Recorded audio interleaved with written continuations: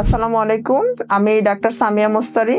আমি সার্জারির একজন সহযোগী অধ্যাপক। আমি কাজ করছি কনসালটেন্ট হিসেবে অরোরা স্পেশালাইজড হসপিটাল, কাকরাইল, ঢাকা। আজকে আমরা খুব ইম্পর্টেন্ট একটা জিনিস নিয়ে কথা বলবো, যেটা নিয়ে প্রায় সময় রোগীরা আমাদের কাছে আসে এবং যেই বিষয় নিয়ে আমাদের মধ্যে অনেক ট্যাবু, মানে আমরা অনেক লজ্জা পাই অন্য ডাক্তারের কাছে যাবো কি যাবো না। ইভেন আমরা মহিলা ডাক্তার হওয়ার পরেও আমাদেরকে দেখাতেও আপনারা অনেক সময় লজ্জা পান। এটা হচ্ছে স্তনের যে কোনো সমস্যা। তার মানে স্তনের স্বাস্থ্য নিয়ে আমরা সবাই কিন্তু মোটামুটি ঝুঁকি বোধ করি। স্তন আমাদের জন্য খুব ইম্পর্টেন্ট একটা অর্গান। এটা যেমন সৌন্দর্যের একটা জিনিস একটা মহিলার জন্য, আমাদের স্তন দানকারী মায়েদের জন্য এটা ইম্পর্টেন্ট জিনিস। আল্লাহ তাআলা বানাই দিছে এটা, যে বাচ্চা যেন দুধ খেতে পারে। প্রয়োজনীয় একটা অর্গান হচ্ছে ব্রেস্ট। তো সেই হিসেবে আমরা ব্রেস্টের ব্যাপারে শুরু থেকে যদি সচেতন থাকি, তাহলে কিন্তু আমরা সহজে অনেক বড় বড় অসুখ বিসুখ এড়িয়ে চলতে পারবো। সেই বিষয়ে আজকে আমাদের টপিকটা হচ্ছে যে স্তনের স্বাস্থ্য সচেতনতায় আমাদের কি করণীয়। আপনি বাসায় কিভাবে সচেতন থাকতে পারেন, বা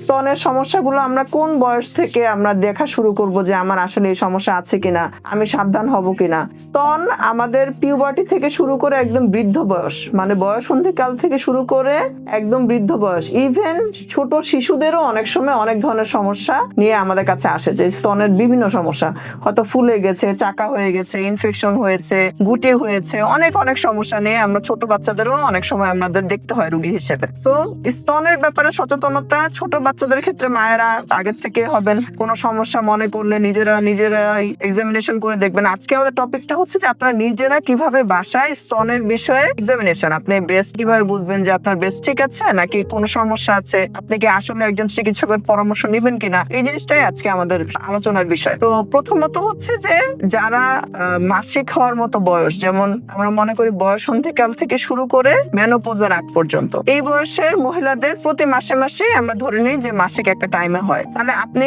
এই টাইমের মধ্যে কোন টাইমটা আপনার জন্য সুইটেবল যে ব্রেস্ট এক্সামিনেশন করবেন, সেটা হচ্ছে মাসিক শুরু হওয়া 7 থেকে 10 দিন পরে একটা ডেট আপনি ফিক্স করে নেবেন প্রতি মাসে। ওই ডেটটাতে আপনি ব্রেস্টের এক্সামিনেশন করবেন। আর যাদের মাসিক বন্ধ হয়ে গেছে, ধরেন আপনি 50-এর উপরে বা 45-এর উপরে আপনার মেনোপজ হয়ে গেছে, তখন আপনি কি করবেন? তখন আপনি যেটা করবেন যে মাসের যে কোনো একদিন, আপনি যেমন ধরেন মাসের আপনি 17 তারিখ ঠিক করলেন যে আমি 17 তারিখ বা শুক্রবার 17 তারিখ আমি এই পরীক্ষাটা আমি করব, যেহেতু ওই দিন আমার হাতে সময় থাকে। এরকম করে প্রতি মাসে একটা নির্দিষ্ট টাইমে সেই মেনোপজাল লেডি নিজের ব্রেস্ট নিজে এক্সামিনেশন করবে। বিষয়টা কি, আপনি প্রথমে নিজের ব্রেস্ট নিজে আগে দেখবেন। কিভাবে দেখবো আমরা? আয়নার সামনে বসে। আয়নার সামনে বসবেন, সেটা ওয়াশরুমের আয়না হতে পারে, সেটা আপনার বেডরুমের আয়না হতে পারে। ব্রেস্টের আকার আকৃতি, নিপলের সাইজ, শেপ, পজিশন, এগুলো দেখবেন সব ঠিক আছে কিনা। কি কি লক্ষ্য রাখবেন ব্রেস্ট এক্সামিনেশনের ক্ষেত্রে? আরটা হচ্ছে আপনি পালপেট, মানে হাতে ধরে দেখতে হবে। একটা হচ্ছে আপনি চোখে দেখবেন, দ্বিতীয়ত হচ্ছে আপনি হাতে ধরে দেখবেন যে আপনার ব্রেস্টে কোথাও কোনো নতুন চাকা, গুটি। একটা জিনিস খেয়াল রাখবেন,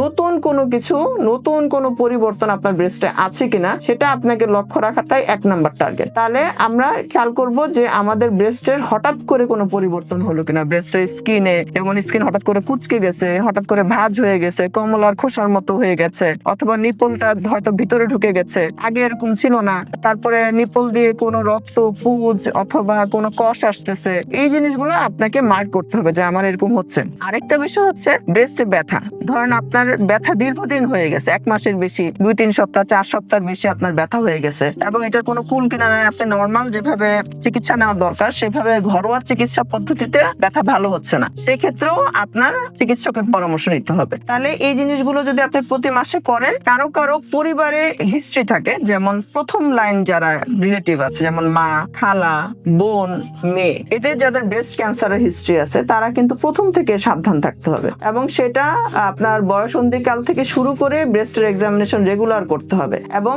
তাদের ক্ষেত্রে আমরা বলি যে আপনি অবশ্যই বছরে একবার হলেও একজন সার্জন বলেন বা ব্রেস্টের যে স্তন বিশেষজ্ঞ যারা আছে তাদের কাছে যে উনাকে দিয়ে চেক আপ করাবেন যে আপনার স্তনের ঠিক আছে কিনা। কেননা ফার্স্ট লাইন রিলেটিভ কারো যদি এরকম ব্রেস্ট ক্যান্সারের হিস্ট্রি থাকে, পরবর্তীর হওয়ার সম্ভাবনা কিন্তু থেকে যায়। সেই জন্য আপনি নিজে যদিও বাসায় এক্সামিনেশন করবেন, আপনার পরিবারে এই যে কজনের কথা বললাম, মা, খালা, নানি, মেয়ে, এই বোন, এদের যদি কারো ব্রেস্ট ক্যান্সারের হিস্ট্রি থাকে, তাহলে অবশ্যই বছরে একবার আপনি চেষ্টা করবেন ব্রেস্টে কোনো সমস্যা না থাকলেও একজন চিকিৎসক দিয়ে আপনার ব্রেস্টটা পরীক্ষা করানোর জন্য। তার সাথে সাথে আমরা হয়তো ওই স্ক্রিনিং টেস্টের জন্য আলট্রাসোনোগ্রাম, ম্যামোগ্রাম, যার জন্য যেটা প্রয়োজন, অথবা দুটা দরকার হলে দুটাও আমরা করে নিই। তো সেই ক্ষেত্রে আপনারা যে কোনো সমস্যা হলে, যেমন এই ধরনের যদি কোনো সন্দেহজনক কিছু দেখেন, ঘরে বসে না থেকে লজ্জা না পেয়ে আমাদের কাছে চলে আসবেন। একটা বিষয় হচ্ছে যে স্তন, ঠিক আছে, আমাদের সামাজিক প্রেক্ষাপটে আমাদের এটা লজ্জার বিষয়, আমরা সহজে পুরুষ ডাক্তারের কাছে যেতে চাই না। তবে আলহামদুলিল্লাহ আগে যেমন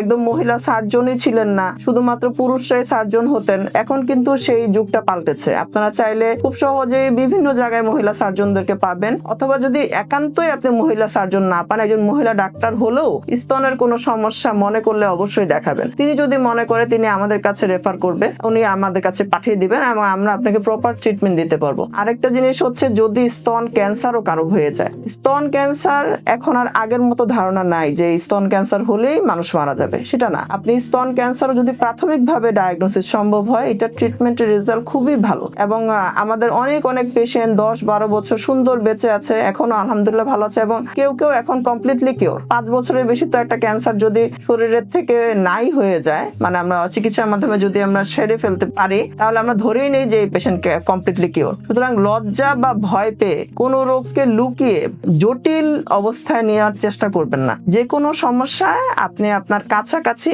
একজন ডাক্তারের শরণাপন্ন হন, ডাক্তার তিনি ছেলে হোক বা মেয়ে হোক। আমি মহিলা সার্জন অরোরা স্পেশালাইজড হসপিটালে আছি। আপনারা যদি আমাকে দেখাতে চান তাহলে এখানে আমি শনি সোম বুধ এই 3 দিন বিকেল 4টা থেকে 6টা পর্যন্ত রুগী দেখি। আপনারা যে কোনো সমস্যা ফেস করলে আমাকে দেখাতে পারবেন ইনশাল্লাহ। আসসালামু আলাইকুম।